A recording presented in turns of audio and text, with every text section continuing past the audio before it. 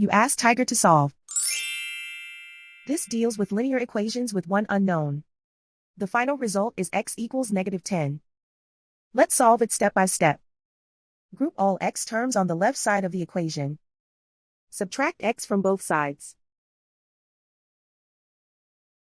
Group like terms. Simplify the arithmetic.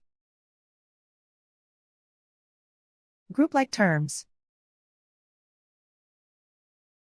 Simplify the arithmetic.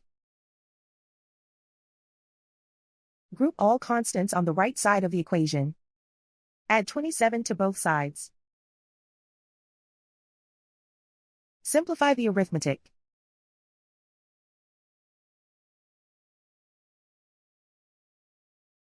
Isolate the x. Divide both sides by -4. Cancel out the negatives. Simplify the fraction. Move the negative sign from the denominator to the numerator. Find the greatest common factor of the numerator and denominator. Factor out and cancel the greatest common factor. And so the final result is x equals -10.